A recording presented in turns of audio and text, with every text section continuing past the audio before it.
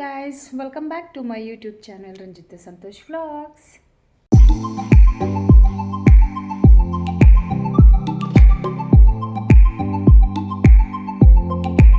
ಹೇಗಿದ್ದೀರಾ ಎಲ್ಲರೂ ಚೆನ್ನಾಗಿದ್ದೀರಾ ಅನ್ಕೊಂತೀನಿ. ನಾನು ಚೆನ್ನಾಗಿದ್ದೀನಿ. ಸ್ವಲ್ಪ ಮೂಡಿ ಫೀಲಿಂಗ್ ಇದೆ since 3 days because this is my 4th day of my period. So ಹಂಗಾಗಿ ಸ್ವಲ್ಪ ಮೂಡಿ ಫೀಲಿಂಗ್, ಏನು ಮಾಡೋಕ್ಕೂ ಇಂಟ್ರೆಸ್ಟ್ ಇಲ್ಲ, ಟಯರ್ಡ್ನೆಸ್ಸು. ಏನು ಸೀರಿಯಸ್ಲಿ ನಾವು ಎಷ್ಟೇ ಫಿಟ್ಟಾಗಿದ್ದರೂ, ನಾವು ಎಷ್ಟೇ ಹೆಲ್ತ್ ಕಾನ್ಷಿಯಸ್ ಇದ್ದರೂ ಈ ಟೈಮಲ್ಲಿ ಅದನ್ನು ಎಕ್ಸ್ಪ್ರೆಸ್ ಮಾಡೋಕ್ಕಾಗಲ್ಲ ಹೆಂಗೆ ಏನು ಅಂತದು. ನಾನು ಒಬ್ಬಳಿಗೆ ಅಂತ ಅಲ್ಲ, ಎಲ್ಲ ಹೆಣ್ಮಕ್ಳಿಗೂ ಅಷ್ಟೇ. ಈ ಟೈಮಲ್ಲಿ, ಈ ಪೀರಿಯಡಲ್ಲಿ ತುಂಬ ವೇರಿ ಇರುತ್ತೆ. ನಾವು ಮೆಂಟಲಿ ಅಥವಾ ಫಿಸಿಕಲಿ ತುಂಬ ವೇರಿ ಇರುತ್ತೆ. ಮೆಂಟಲಿ ಡಿಸ್ಟರ್ಬ್ ಆಗ್ತೀವಿ, physically we are not able to even take 1 glass of water. So ಈ ಟೈಮಲ್ಲಿ ನಮ್ಮನ್ನು ನಾವು ಬ್ಯುಸಿ ಇಟ್ಕೊಬೇಕು, ಇಲ್ಲ ಅಂದರೆ ಕಷ್ಟ ಆಗುತ್ತೆ. ನನಗೆ ಮನೆ ಕೆಲಸ ಮಾಡೋಕ್ಕಂತೂ ನಿಜವಾಗ್ಲೂ ಇಂಟ್ರೆಸ್ಟ್ ಇಲ್ಲ. ಮನೆ ಕೆಲಸ ಮಾಡೋಕ್ಕೆ ತುಂಬಾ ಇದೆ, ಬಟ್ ಇಂಟ್ರೆಸ್ಟ್ ಇಲ್ಲ. ಏನು ಮಾಡೋದು ಗೊತ್ತಾಗ್ತಿಲ್ಲ. ಸೊ ನಿನ್ನೆ ಎಲ್ಲ ಮಳೆ ಬಂದಿದೆ, ಗಿಡಗಳೆಲ್ಲ ಸ್ವಲ್ಪ ಚೆನ್ನಾಗಾಗಿದೆ, ಹೂವೆಲ್ಲ ಬಿಟ್ಟು. ಅದೊಂದು ಸ್ವಲ್ಪ ಕಳೆ ಎಲ್ಲ ಇತ್ತು, ಅದನ್ನು ಕ್ಲೀನ್ ಮಾಡಿಬಿಟ್ಟು ಒಂಚೂರು ನಾನು ಅಂದರೆ ಸ್ವಲ್ಪ ಡೈವರ್ಟ್ ಆಗೋಣ ಅಂದ್ಬಿಟ್ಟು ಹೋಗ್ತಾಯಿದ್ದೀನಿ. ತೋರಿಸ್ತೀನಿ ಬನ್ನಿ ನನ್ನ ಗಿಡಗಳು ಯಾವ ಥರ ಆಗಿದೆ ಅಂತ, ಪ್ಲ್ಯಾಂಟ್ಸು.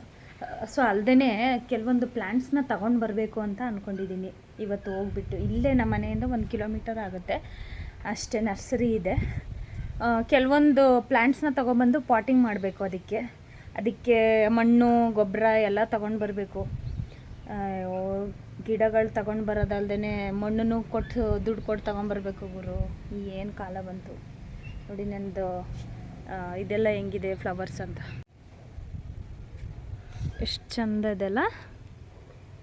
ಮೇಲೊಂದಿದೆ, ಇದೇ ಸೇಮ್ ಫ್ಲವರ್. ಇಷ್ಟು ಚಿಕ್ಕ ಪ್ಲ್ಯಾಂಟ್ಸಲ್ಲಿ ಅಷ್ಟು ಫ್ಲವರ್ಸ್. ಇನ್ನು ಮುಗ್ಗಿದೆ ಇಲ್ಲಿ.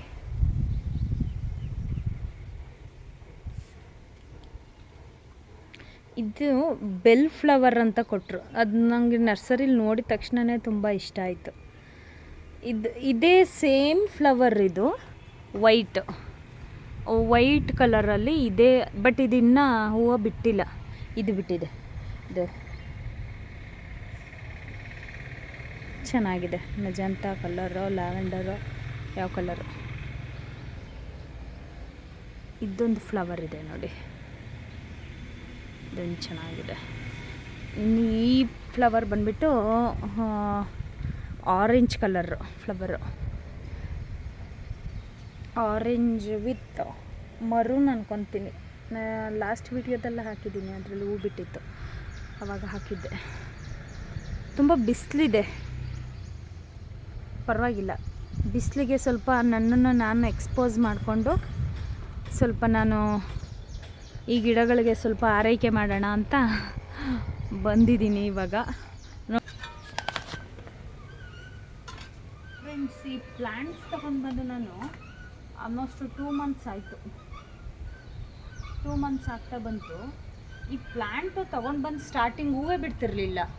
ನಾನು ಅಂದ್ಕೊಂಡೆ, ಅಯ್ಯೋ ದೇವ್ರೆ, ಮಣ್ಣೆಲ್ಲ ತೊಗೊಂಡು ಬಂದು ಗೊಬ್ಬರ ಎಲ್ಲ ಹಾಕಿ ಪ್ಲ್ಯಾಂಟಿಂಗ್ ಮಾಡಿದ್ರೆ ಹೂವೇ ಬಿಡ್ತಿರ್ಲಿಲ್ವಲ್ಲ ಅಂದ್ಕೊಂಡಿದ್ದೆ. ಬಟ್ಟು ನಾನು ಆ ನರ್ಸರಿಯವ್ರಿಗೆ ಕೇಳಿದೆ, ಏನು ಪ್ರಾಬ್ಲಮ್ ಆಗಿದೆ, ಹೂವು ಬಿಡ್ತಿರ್ಲಿಲ್ವಲ್ಲ ಅಂತ ಕೇಳಿದ್ದಕ್ಕೆ ಅವ್ರು ಹೇಳಿದರು, ಆ ಮಣ್ಣಿಂದ ಈ ಮಣ್ಣಿಗೆ ಅಡ್ಜಸ್ಟ್ ಆಗೋಕ್ಕೆ ಮಿನಿಮಮ್ 1 month ತಗೊಳುತ್ತಂತೆ. 1 month ಟೈಮ್ ಬೇಕಾಗುತ್ತೆ. ತುಂಬ ಬಿಸಿಲಿದೆ, ಬಿಸಿಲಲ್ಲೇ ನಿಂತ್ಕೊಂಡು ವ್ಲಾಗ್ ಮಾಡ್ತಾಯಿದ್ದೀನಿ, ವಿಡಿಯೋ ಮಾಡ್ತಾಯಿದ್ದೀನಿ. 1 month ತಗೊಳುತ್ತೆ. ಇಟ್ ಟೇಕ್ಸ್ 1 month ಈ ಮಣ್ಣಿಗೆ ಅಡ್ಜಸ್ಟ್ ಆಗಬೇಕು ಅಂತ ಅಂತೆ. ಸೊ ಇದು 2 ತಿಂಗಳಾಗಿದೆ ತಗೊಂಡು ಬಂದು. ನಾನು ಸ್ವಲ್ಪ ಪ್ರತಿ ಒಂದು 1 month ಒಂದ್ಸಲ, 15 days ಮಾಡಲ್ಲ, 1 month ಒಂದ್ಸಲ ಹೀಗೆ ಮಣ್ಣನ್ನು ಹಿಂಗೆ ಮಾಡ್ತಿರ್ತೀನಿ. ಹಿಂಗೆ ಮಾಡೋದ್ರಿಂದ ಬೇರಿಗೆ ಬೇರು ಸ್ಪ್ರೆಡ್ ಆಗಲಿಕ್ಕೆ ಮಣ್ಣು ಲೂಸ್ ಆಗುತ್ತೆ. ಲೂಸ್ ಆಗಿರಬೇಕು ಮಣ್ಣು. 1 month ಒಂದ್ಸಲ ಈ ಥರ ಮಾಡಿ. ಯಾರು ಗಾರ್ಡನಿಂಗಲ್ಲಿ ಲೈಕ್ ಯಾರ ಮನೇಲಿ ತುಂಬ ಗಿಡಗಳಿರುತ್ತೆ, ಗಾರ್ಡನಿಂಗ್ ಇಟ್ಕೊಂಡಿರ್ತಾರೆ, ಗಾರ್ಡನ್ನೆಲ್ಲ, ಅವರು ಮಾಡೋಕ್ಕೆ ಒಂದು ಟಿಪ್ಸ್. ಅಫ್ಕೋರ್ಸ್ ಅವ್ರಿಗೆ ಗೊತ್ತಿರುತ್ತೆ ನನಗಿಂತ ಜಾಸ್ತಿ. ನನಗೆ ಯಾರೋ ಹೇಳಿದ್ರು ಈ ಥರ ಮಾಡಬೇಕು ಅಂತ, ಸೊ ನಾನು ಆ ಥರ ಮಾಡ್ತಾಯಿದ್ದೀನಿ. ಈ ಟೈಮಲ್ಲಿ ನಮಗೆ ತುಂಬ ಮೂಡ್ ಸ್ವಿಂಗ್ಸ್ ಇರುತ್ತೆ, ತುಂಬ ಬೇರೆ ಇರುತ್ತಪ್ಪ. ಫಿಸಿಕಲಿ ನಾವು ಮೆಂಟಲಿ ತುಂಬ ಫೇಸ್ ಮಾಡ್ತಿರ್ತೀವಿ. ಅಂದರೆ ಹಾರ್ಮೋನಲ್ ಇಂಬ್ಯಾಲೆನ್ಸ್ ಆಗ್ತಾ ಇರುತ್ತೆ ಪೀರಿಯಡ್ಸ್ ಟೈಮಲ್ಲಿ. ಸೊ ನಮ್ಮನ್ನು ನಾವು ಬ್ಯುಸಿ ಇಟ್ಕೊಬೇಕು. ಕೋಪ ಬರೋ ಅಂಥದ್ದು, ಕ್ರೇವಿಂಗ್ಸ್ ಆಗಿರ್ಬೋದು. ಎಲ್ಲರ ಮನೇಲೂ ಒಂದೇ ಥರ ಇರೋಲ್ಲ. ಎಲ್ಲರ ಮನೇಲೂ ಕೆಲವ್ರು ಇರ್ತಾರೆ ತುಂಬ ಸಪೋರ್ಟಿವ್ ಆಗಿರ್ತಾರೆ. ಅತ್ತೆ ಆಗಿರ್ಬೋದು, ಹಸ್ಬೆಂಡ್ ಆಗಿರ್ಬೋದು, ತುಂಬ ಸಪೋರ್ಟಿವ್ ಆಗಿರ್ತಾರೆ. ಬಟ್ ಇನ್ನು ಕೆಲವು ಮನೇಲಿ ನಾವು ಹಳ್ಳಿ ಕಡೆ ಎಲ್ಲ ನೋಡ್ತೀವಲ್ಲ, ಅವರಿಗೆ ನಾರ್ಮಲ್ ಡೇಸಿಗೂ ಪೀರಿಯಡ್ಸ್ ಟೈಮಲ್ಲೂ ಏನೂ ವ್ಯತ್ಯಾಸ ಇರಲ್ಲ, ಏನೂ ಡಿಫ್ರೆನ್ಸ್ ಇರಲ್ಲ, ನಾರ್ಮಲಾಗೇ ಇರ್ತಾರೆ. ಬಟ್ ಅವ್ರಿಗೆ ಪೇಯ್ನ್ ಇರುತ್ತೆ. ಅದನ್ನು ಇದೆ ಅಂತ ಹೇಳ್ಕೊಂಡ್ರೂ ಯೂಸೇ ಇಲ್ಲ. ಎಕ್ಸಾಂಪಲ್ಲು ನಾನೇ ನನ್ನ ಊರಲ್ಲಿ ನೋಡಿರೋಂಥದ್ದು. ಪೀರಿಯಡ್ಸ್ ಇದ್ರೂ ಅವ್ರಿಗೇನು ಅನ್ಸಲ್ಲ. ಅವ್ರ ಮನೆ ಕೆಲಸ ಅವ್ರು ಮಾಡ್ಕೊಬೇಕು, ಏನು ಸಪೋರ್ಟಿವ್ ಆಗಿರಲ್ಲ. ಆ್ಯಸ್ ಯೂಶ್ವಲ್ ಡೈಲಿ ರುಟೀನಲ್ಲಿ ಏನಿರುತ್ತೆ ಹಂಗನ್ಬಿಟ್ಟು ಬರೀ ನಮ್ಮ ಥರ ಏನು ಮಕ್ಳನ್ನ ಸ್ಕೂಲಿಗೆ ಕಳಿಸ್ಕೊ, ಮನೆ ಕೆಲಸ ಮಾಡ್ಕೊ ಅನ್ನೋದಿರಲ್ಲ. ಊರಲ್ಲಿ ಹಳ್ಳಿ ಕಡೆ ಹಾಲು ಕರಿಯೋದಿರುತ್ತೆ, ಹೊಲ್ದತ್ರ ಹೋಗೋದಿರುತ್ತೆ, ಹೊಲ್ದತ್ರ ಕೆಲಸ ಮಾಡೋದಿರುತ್ತೆ. ಮತ್ತು ಏನು ಇನ್ನೂ ಹೊಲ್ದತ್ರ ಬೆಳೆ ಎಲ್ಲ ಮಾಡೋದೆಲ್ಲ ಇರುತ್ತೆ ಹೊಲ್ದತ್ರ ಹೋದಾಗ. ನಾವು ಹಳ್ಳಿಯವರೇ, ನಾವು ಹಳ್ಳೀಲಿ ಅದೆಲ್ಲ ಹಳ್ಳಿಯವರಾಗಿದ್ರೂ, ಹಳ್ಳಿಯಲ್ಲಿ ಹುಟ್ಟಿ ಬೆಳೆದಿದ್ರೂ ಆ ವಿಷಯದಲ್ಲಿ ಸ್ವಲ್ಪ ನಮಗೆ ನಾಲೆಡ್ಜ್ ಕಡಿಮೆ. ಯಾಕಂದರೆ ನಾವು ಲೈಕ್ ಸ್ಕೂಲು ಅದು ಇದು ಅಂತ ಹೋಗ್ತಾ ಇದ್ರಿಂದ ಅದೆಲ್ಲ ಕೆಲಸ ಏನು ಮಾಡ್ತಿರಲಿಲ್ಲ. ಈವನ್ ಇಲ್ಲೂ ಮಾಡ್ತಿಲ್ಲ, ಅಲ್ಲೂ ಮಾಡ್ತಾ ಇರಲಿಲ್ಲ. ಬಟ್ ನಮ್ಮ ಅಪ್ಪ ಅಮ್ಮ ಎಲ್ಲ ಮಾಡೋರು. ಆ ಟೈಮಲ್ಲಿ ಅನ್ಕೊತೀನಿ, ಅಯ್ಯೋ ಅವಾಗೆಲ್ಲ ಹಿಂದಿನ ಕಾಲದಲ್ಲೆಲ್ಲ ಹೊಲ್ದತ್ರ ಹೋಗ್ಬೇಕಿತ್ತು, ಕೆಲಸ ಮಾಡಬೇಕಿತ್ತು. ನಿಮ್ಮ ಪೀರಿಯಡ್ಸ್ ಆಗಲಿ ಏನೇ ಆಗಲಿ ಏನು ವ್ಯತ್ಯಾಸ ಇರಲಿಲ್ಲ, ಹೋಗಲೇಬೇಕಿತ್ತು, ಮಾಡಬೇಕಿತ್ತು. ಬೇರೆ ದಾರಿನೇ ಇಲ್ಲ, ಮಾಡಲೇಬೇಕು. ಅವತ್ತಿನ ಕೆಲಸ ಅವತ್ತು ಮಾಡಲೇಬೇಕು. ಅಡುಗೆ ಮಾಡಬೇಕು, ತಿಂಡಿ ಮಾಡಬೇಕು, ಮಕ್ಕಳು ನಿಭಾಯಿಸ್ಬೇಕು. ಇವಾಗೆಲ್ಲ ಒಂದೊಂದು ಮಕ್ಕಳು, ಎರಡೆರಡು ಮಕ್ಕಳನ್ನ ನೋಡ್ಕೊಳ್ಳೋದೇ ಒಂದು ದೊಡ್ಡ ಟಾಸ್ಕ್ ಆಗಿರುತ್ತೆ. ಅವಾಗೆಲ್ಲ 3-4 ಮಕ್ಕಳು ಇರ್ತಿತ್ತು, 5-6 ಮಕ್ಕಳು ಇರ್ತಿತ್ತು. ಅವ್ರನ್ನೆಲ್ಲ ನೋಡಿಕೊಂಡು ತುಂಬ ಕಂಫರ್ಟ್ ಝೋನಲ್ಲಿದ್ದೀವಿ ನಾವು. ನಮಗೆ ಆ ಕಷ್ಟಗಳೇ ಗೊತ್ತಿಲ್ಲ. ನನಗೆ ಎಕ್ಸ್ಪೀರಿಯನ್ಸೇ ಆಗಿಲ್ಲ. ನಮ್ಮ ಅಮ್ಮಂದ್ರೇ ನಾವು 3 ಜನ ಮಕ್ಕಳು, ನಾವು 3 ಜನನ ಮೇಂಟೈನ್ ಮಾಡಿಕೊಂಡು, ಅವ್ರಿಗೆ ತಿಂಡಿ ತಿನ್ನಿಸ್ಕೊಂಡು, ಸ್ಕೂಲಿಗೆ ಕಳಿಸ್ಕೊಂಡು, ಆ ಟೈಮಲ್ಲಿ ಹೆಂಗೆ ಮ್ಯಾನೇಜ್ ಮಾಡ್ತಿದ್ರು ಅವರು. ಅವಾಗೆಲ್ಲ ಒಲೆಯಲ್ಲಿ ಅಡುಗೆ ಮಾಡಬೇಕು, ಈ ಥರ ಗ್ಯಾಸು ಸಿಲಿಂಡರ್ ಏನೂ ಇರಲಿಲ್ಲ. ಹೊಲ್ದತ್ರಕ್ಕೆ ಹೋಗಬೇಕು, ಹೊಲ್ದಲ್ಲೂ ಕೆಲಸ ಮಾಡಬೇಕು. ಅದನ್ನೆಲ್ಲ ನೆನೆಸ್ಕೊಂಡ್ರೆ ಅಯ್ಯೋ, ನಮಗೇನಂದರೆ ಏನು ಕಷ್ಟನೇ ಅಲ್ಲಪ್ಪ. ಏನು ನಾವು ತುಂಬ ಕಂಫರ್ಟ್ ಝೋನಲ್ಲಿದ್ದೀವಿ. ನಾವು ಲಕ್ಕಿ, ನಾವು ಅದೃಷ್ಟ ಮಾಡಿದ್ದೀವಿ. ನಮಗೇನೂ ಇಲ್ಲ ಅಂತ ಕೊರಗ್ತಿರ್ತೀವಲ್ಲ. ಕೆಲವೊಬ್ರು ಇರ್ತಾರೆ, ಅವರಿಗೆ ಅವ್ರನ್ನ ಕಂಪೇರ್ ಮಾಡಿಕೊಂಡು ಅವ್ರ ಲೈಫ್ ಸ್ಟೈಲ್ ನೋಡಿಕೊಂಡು ನಮಗೆ ನಾವು ಸಮಾಧಾನ ಪಡ್ಕೊಬೇಕು. ಅದೊಂದೇ ಬಿಟ್ಟರೆ ಬೇರೆ ಏನೂ ಇಲ್ಲ. ಈವನ್ ಇವಾಗಲೂ ಇರ್ತಾರಪ್ಪ, ಪೀರಿಯಡ್ಸ್ಗೆ ಹೋದ್ರೂ ಅವ್ರಿಗೆ ಏನು ಎಲ್ಪ್ ಮಾಡಲ್ಲ, ಏನು ಮಾಡಲ್ಲ. ಅವರಿಗೆ ಬೇಸಿಕ್ ನಾಲೆಡ್ಜು ಇರಲ್ಲ. ಓಕೆ, ಈ ಟೈಮಲ್ಲಿ ಅವ್ರಿಗೆ ನಾವು ಸಪೋರ್ಟಿವ್ ಆಗಿರಬೇಕು. ಓಕೆ, ಅವರು ಸ್ವಲ್ಪ ಏನು ಸ್ಟ್ರೆಸ್ ಇರುತ್ತೆ, ಸ್ವಲ್ಪ ಅವ್ರಿಗೆ ರೆಸ್ಟ್ ಬೇಕು, ಪೇಯ್ನ್ ಇರುತ್ತೆ ಅನ್ನೋ ಬೇಸಿಕ್ಕು. ಸುಮ್ಮನೆ ಎಜುಕೇಟೆಡ್ ಆಗ್ತಿದ್ದಾರೆ, ಜಾಣ್ ಪೆದ್ರು ಅಂತಾರಲ್ಲ, ಆ ಥರ. ನಾವು ಎಷ್ಟೇ ಎಜುಕೇಟೆಡ್ ಆಗಿದ್ರು, ನಮ್ಮ ಮಕ್ಕಳನ್ನ ನಾವು ಎಷ್ಟೇ ಎಜುಕೇಟ್ ಮಾಡಿದ್ರು, ಈ ವಿಷಯದಲ್ಲಿ ಗಂಡು ಮಕ್ಕಳಾಗಲಿ ಹೆಣ್ಮಕ್ಳಾಗಲಿ ಸ್ವಲ್ಪ ಎಜುಕೇಟ್ ಮಾಡಿ. ಪೀರಿಯಡ್ಸ್ ವಿಷಯದಲ್ಲಿ ಮಕ್ಕಳಿಗೆ ಎಜುಕೇಟ್ ಮಾಡಬೇಕು. ಯಾವ ಥರ ಹಿಡ್ಕೊಬೇಕು, ಯಾವ ಥರ ನಡ್ಕೊಬೇಕು, ಅವ್ರನ್ನ ಯಾವ ಥರ ಟ್ರೀಟ್ ಮಾಡಬೇಕು ಅನ್ನೋದು ತುಂಬ ಇಂಪಾರ್ಟೆಂಟು. ನಮ್ಮಗಳಲ್ಲೇ ನಮ್ಮ ಸುತ್ತಮುತ್ತನೇ ತುಂಬ ಇದೆ ಈ ವಿಷಯದಲ್ಲೇ. ಕೆಲವೊಂದ್ಸಲಿ ನನಗೆ ಅನಿಸುತ್ತೆ, ಯಾಕಾದರೂ ಹೆಣ್ಣು ಜನ್ಮ ಬೇಕಪ್ಪ, ಏನಕ್ಕಿದೆಲ್ಲ. ನಾವು ಎಷ್ಟು ಫಿಟ್ಟಾಗಿದ್ರು, ನಾವು ಎಷ್ಟೇ ಹೆಲ್ತ್ ಕಾನ್ಷಿಯಸ್ ಆಗಿದ್ರು, ನಾವು ಎಷ್ಟೇ ಡಯಟ್ ಮಾಡು, ಎಷ್ಟೇ ಎಕ್ಸಸೈಸ್ ಮಾಡು, ನಾವು ಎಷ್ಟೇ ವಾಕ್ ಮಾಡು, ಪೀರಿಯಡ್ಸ್ ಅಂತ ಬಂದಾಗ ವಿ ಹ್ಯಾವ್ ಟು ಸಫರ್. ಅದಕ್ಕೆ ಕೆಲವೊಂದು ಪ್ರಿಕಾಷನ್ಸ್ ಇರುತ್ತೆ, ಅದು ಕೆಲವೊಂದು ಟ್ಯಾಬ್ಲೆಟ್ಸ್ ಇರುತ್ತೆ, ಇಲ್ಲ ಅಂತಲ್ಲ. ಪೇನ್ ಕಿಲ್ಲರ್ಸ್ ಎಲ್ಲ ಇರುತ್ತೆ ಇವಾಗ. ಈ ಮುಂಚೆ ಇರಲಿಲ್ಲ, ಇವಾಗೆಲ್ಲ ಇರುತ್ತೆ. ಸೊ ನಾನು ಪೇನ್ ಕಿಲ್ಲರ್ಸ್ ಎಲ್ಲ ನಾನು ಸಜೆಸ್ಟ್ ಮಾಡಲ್ಲ. ಯಾಕಂದರೆ ಅದಕ್ಕೆ ಅಡಿಕ್ಟ್ ಆಗಬಾರ್ದು ಅಂತ ಅಷ್ಟೇ, ಇನ್ನೇನಿಲ್ಲ. ಓಕೆ, ಒಂದು ಪೇನ್ ಕಿಲ್ಲರ್ ಇದೆಯಲ್ಲ ತೊಗೊಂಡ್ರಾಯ್ತು ಅನ್ನೋ ಥರ ಇರಬಾರ್ದು, ಅದಕ್ಕೆ ಅಡಿಕ್ಟ್ ಆಗಬಾರ್ದು ಪೇನ್ ಕಿಲ್ಲರ್ ಟ್ಯಾಬ್ಲೆಟ್ಸಿಗೆ ಅಂದ್ಬಿಟ್ಟು. ಸೊ ಅದಕ್ಕೆ ಪ್ರಿಕಾಷನ್ಸ್ ಏನು ಮಾಡಿದ್ರೆ ಕಡಿಮೆ ಮಾಡ್ಬೋದು, ಹೆಂಗೆ ನಾವು ಕಡಿಮೆ ಮಾಡ್ಕೋಬೋದು ಅನ್ನೋದು ನಾವು ಯೋಚನೆ ಮಾಡೋದಂತಾದರೆ ಹಾಟ್ ವಾಟರ್ ಬ್ಯಾಗ್ ಇರ್ಬೋದು, ಅಥವಾ ಕೆಲವೊಂದು ಆಸನಗಳಿರ್ಬೋದು, ಕೆಲವೊಂದು ಎಕ್ಸಸೈಸ್ ಇರ್ಬೋದು ಪರ್ಟಿಕ್ಯುಲರಾಗಿ ಅದಕ್ಕೆ ಅಂತಲೇ ಮಾಡಿದ ತಕ್ಷಣವೇ ಕಡಿಮೆ ಆಗುತ್ತೆ ಅಂತಲ್ಲ, ತಕ್ಕ ಮಟ್ಟಿಗೆ ಸ್ವಲ್ಪ ಕಡಿಮೆ ಆಗ್ಬೋದು ನನ್ನ ಅನುಭವದ ಪ್ರಕಾರ. ಸೊ ಹಂಗೆ ಮಾಡಿ ಮಜ್ಜಿಗೆ ಕುಡಿಯುವಂಥದ್ದಾಗಿರ್ಬೋದು, ಜಾಸ್ತಿ ನೀರು ಕುಡಿಬೇಕು ಇಂಥ ಟೈಮಲ್ಲೆಲ್ಲ. ಆದಷ್ಟು ಪೇನ್ ಕಿಲ್ಲರ್ಸ್ ಟ್ಯಾಬ್ಲೆಟ್ಸ್ ಎಲ್ಲ ಆದಷ್ಟು ಕಡಿಮೆ ಮಾಡಿ, ಅವಾಯ್ಡ್ ಮಾಡಿ.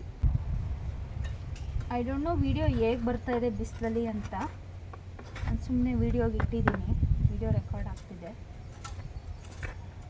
ಫ್ರೆಂಡ್ಸ್, ಏನು ಗೊತ್ತಾ, ನನಗೆ ಈ ಗಾರ್ಡನಿಂಗು, ಈ ಪ್ಲ್ಯಾಂಟಿಂಗು ಮಾಡೋದ್ರಲ್ಲಿ ನಂಗೆ ಪ್ಲ್ಯಾಂಟಿಂಗ್, ಪಾಟಿಂಗು ಇದೆಲ್ಲ ನಂಗೆ ತುಂಬ ಇಷ್ಟ. ಬಟ್ ಏನು ಗೊತ್ತಾ, ಪ್ರಾಬ್ಲಮ್ ಏನಂದರೆ ಗಿಡಗಳನ್ನ ದುಡ್ಡು ಕೊಟ್ಟು ತೊಗೊಂಡು ಬರ್ಬೋದು, ಪಾಟ್ಗಳನ್ನ ದುಡ್ಡು ಕೊಟ್ಟು ತೊಗೊಂಡು ಬರ್ಬೋದು, ಮಣ್ಣನ್ನು ದುಡ್ಡು ಕೊಟ್ಟು ತೊಗೊಂಬರ್ಬೇಕಲ್ಲ ಮರೆ. ಏನು ಮಾಡೋದು, ಮಣ್ಣನ್ನು ದುಡ್ಡು ಕೊಟ್ಬಿಟ್ಟು ತೊಗೊಂಡ್ಬರ್ಬೇಕು. ಇಲ್ಲಿ ಮಣ್ಣು ಸಿಗಲ್ಲ, ಏನು ಮಾಡೋದು. ಕೆಲವೊಂದು ಗಿಡಗಳನ್ನ ತೊಗೊಂಡು ಬರೋಣ ಅಂತ ಅಂದ್ಕೊಂಡಿದ್ದೀನಿ ಇವತ್ತು, ನೋಡೋಣ ಸಂಜೆ ಟೈಮ್ ಸಿಕ್ಕರೆ. ನನಗೆ ಗಿಡಗಳನ್ನ, ಪ್ಲ್ಯಾಂಟ್ಗಳನ್ನ ಇಟ್ಕೊಳ್ಳೋಕ್ಕೊಬ್ರು ಸಪೋರ್ಟಿವ್ ಬೇಕು ಬ್ಯಾಕ್ ಸೈಡ್ ಕೂತ್ಕೊಂಡು. ಸೊ ಹಂಗಾಗಿ ನನಗೆ ಒಬ್ಳಿಗೆ ಹೋಗೋಕ್ಕಾಗಲ್ಲ. ಇದಾದಮೇಲೆ ನಾನು ಇಷ್ಟೇ, ಬೇರೆ ಏನು ಮಾಡಲ್ಲ ಪ್ಲ್ಯಾಂಟ್ಸಿಗೆ. ಸೊ ಇವಾಗ ನೆನ್ನೆ ಮೊನ್ನೆ ಮಳೆ ಆಗಿರೋದ್ರಿಂದ ನೀರಿನ ನೆಸೆಸಿಟಿ ಇಲ್ಲ. ಸೊ ನೀವು no need to put water because ಮಳೆ ಬಂದಿದೆ. ಆಮೇಲೆ ಇದನ್ನು ಹಾಕ್ತೀನಿ ನಾನು, doctor neem cake powder, this one. ಇದು ಆನ್ಲೈನಲ್ಲಿ ತೊಗೊಂಡಿರೋ ಅಂಥದ್ದು, ಅಮೆಝಾನಲ್ಲಿ, ಫ್ಲಿಪ್ಕಾರ್ಟಲ್ಲೆಲ್ಲ ಸಿಗ್ಬೋದು ನೋಡಿ. ಇದು ಪ್ಲ್ಯಾಂಟಿಗೆ ತುಂಬ ಚೆನ್ನಾಗಿರುತ್ತೆ. ಫಂಗಸ್ ಆಗದೆ ಇರೋ ಥರ ಸ್ವಲ್ಪ ಸ್ಮೆಲ್ ಇರುತ್ತೆ ಇದು, ಈ ಪೌಡರು. ನನಗೆ ಅಭ್ಯಾಸ ಆಗೋಗಿದೆ ಹಾಕಿ ಒಂಥರ ಸ್ಮೆಲ್ ಇರುತ್ತೆ, neem powder smell smell. So ಇದನ್ನು ಸ್ವಲ್ಪ ಹಾಕ್ತಿರ್ತೀನಿ, ಇಷ್ಟೇ ಹಾಕೋದು. ಇಷ್ಟನ್ನು ಸ್ವಲ್ಪ 1 ತಿಂಗಳಿಗೊಂದ್ಸಲ, 2 ತಿಂಗಳಿಗೊಂದ್ಸಲ. ಗಾಳಿಗಳಲ್ಲಿ ಇನ್ಸೆಕ್ಟ್ಸ್ ಆಗಿರ್ಬೋದು, ಫಂಗಸ್ ಇನ್ಫೆಕ್ಷನ್ ಆಗುತ್ತೆ ಅದಕ್ಕೆ, ಪ್ಲ್ಯಾಂಟ್ಸ್ಗಳಿಗೆಲ್ಲ ಎಲೆಗಳೆಲ್ಲ ಹೋಗೋವಂಥದ್ದು, ಹುಳಗಳು ತಿನ್ನೋವಂಥದ್ದು ಇದೆಲ್ಲ ಇರುತ್ತೆ. ಸೊ ನಾವು ನ್ಯಾಚುರಲಾಗಿ ಈ ಔಷಧಿ ಎಲ್ಲ ಹಾಕೋಕ್ಕೆ ಬದಲು ಈ ಥರ ನೀಮ್ ಪೌಡರ್ ಹಾಕಿದ್ರೆ ಬೆಟರ್ ಅನ್ಕೋತೀನಿ. ನಾನೊಂದು ಲಾಸ್ಟ್ 2 ಮಂತ್ಸಿಂದ ಯೂಸ್ ಮಾಡ್ತಾಯಿದ್ದೀನಿ, it's good. See this one.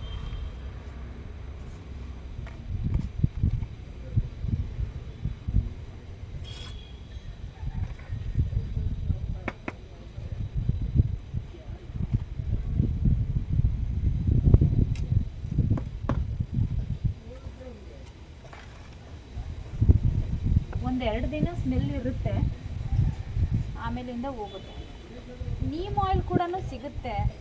Neem oil, neem ಡ್ರಾಪ್ಸ್ನ ವಾಟರ್ಗೆ neem ಡ್ರಾಪ್ಸ್ನ ಹಾಕ್ಕೊಂಡು ಬೇಕಾದರೆ ಸ್ಪ್ರೇ ಮಾಡ್ಬೋದು, ಅದನ್ನು ಒಂದು ಆಪ್ಷನ್ನು. ಬಟ್ ನಾನು ಇದು ಮಣ್ಣಲ್ಲಿ ಇರೋದು, ಡೈರೆಕ್ಟು ಪ್ಲ್ಯಾಂಟ್ಸ್ಗೆ ಅಪ್ಲೈ ಮಾಡೋಕ್ಕಿಂತ ಮಣ್ಣಿಗೆ ಹಾಕ್ಬೋದಲ್ಲ ಅಂದ್ಬಿಟ್ಟು ನಾನು ಈ ಥರ ಮಾಡ್ತೀನಿ. ಆಮೇಲೆ ಇನ್ನೊಂದು, ಇದರಲ್ಲಿ ಬಿಡೋವಂಥ ಫ್ಲವರ್ಸ್ ಇರುತ್ತಲ್ಲ, ಆ ಫ್ಲವರ್ಸ್ನ ನಾನು ಎಲ್ಲೂ ಬಿಸಾಕಲ್ಲ, ಪಾಟೊಳಗೇ ಹಾಕ್ಬಿಡ್ತೀನಿ, ಗೊಬ್ಬರ ಆಗಿಬಿಡುತ್ತೆ ನೋಡಿ ಈ ಥರ. ಹಿಂಗೆ ಹಾಕ್ಬಿಡ್ತೀನಿ, ಅದು ಗೊಬ್ಬರ, ಆ ಗಿಡಕ್ಕೆ ಗೊಬ್ಬರ ಆಗುತ್ತೆ ಅದೇನೆ.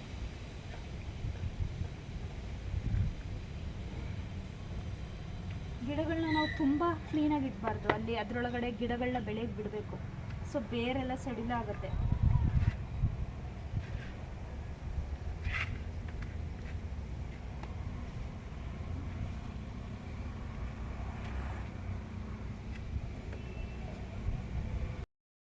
ಫ್ರೆಂಡ್ಸ್, ಇದಾಗಿತ್ತು ಇವತ್ತಿನ ನನ್ನ ವ್ಲಾಗ್. ಈ ವ್ಲಾಗ್ ನಿಮಗೆ ಇಷ್ಟ ಆಗಿದ್ರೆ ದಯವಿಟ್ಟು ಲೈಕ್ ಮಾಡಿ, ಕಮೆಂಟ್ ಮಾಡಿ ಆ್ಯಂಡ್ ಸಬ್ಸ್ಕ್ರೈಬ್ ಮಾಡಿಕೊಂಡು ನೋಡಿ. ಯಾರೆಲ್ಲ ಸಬ್ಸ್ಕ್ರೈಬ್ ಮಾಡ್ಕೊಂಡಿದ್ದೀರಾ ಆಲ್ರೆಡಿ ಎಲ್ರಿಗೂ ಥ್ಯಾಂಕ್ಸ್. ಹೀಗೆ ಸಪೋರ್ಟ್ ಮಾಡ್ತಾಯಿರಿ. Thank you all. Bye. See you next vlog.